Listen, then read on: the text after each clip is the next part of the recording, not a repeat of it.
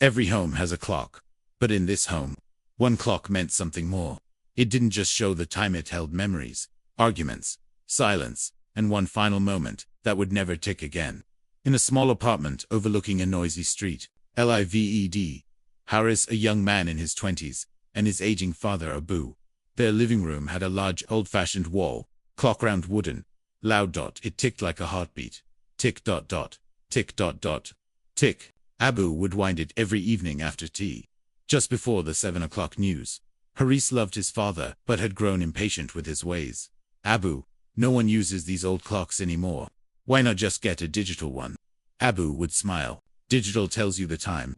This one reminds you you're alive. Haris would roll his eyes.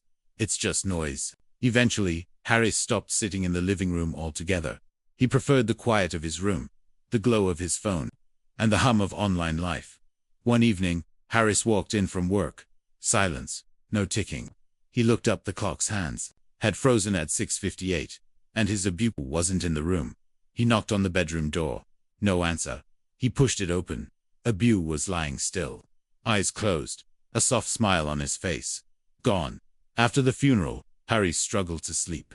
Every night, the silence of the missing tick felt louder than sound. He climbed up to take the clock down, intending to finally throw it away. But as he opened the back to remove the battery, he found a folded note tucked behind the pendulum.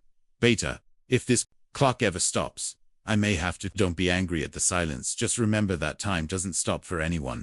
I know you never liked the sound, but I loved how it made our home feel alive. You'll realize one day that ticking is not noise, it's presence. Live fully. Love slowly. Listen more. And when you miss me, wind the clock. It'll feel like I'm still there. Abu Haris held the note and cried for the first time. In years, he placed the clock back on the wall. He wound it carefully. Tick, tick, tick. And with each tick, he heard more than time. He heard memories, lessons, and the voice of a man who never truly left. Now a father himself, Haris still has that same clock in his living room. His own son once asked, "Why does it tick so loud, Baba?" Haris smiled gently. "So you never forget that time is not just to be watched, but to be shared." Friends, we don't realize the importance of presence until it turns into absence. The things that annoy us today may be the things we miss most tomorrow. Time moves forward, but love lives on in the things that still tick.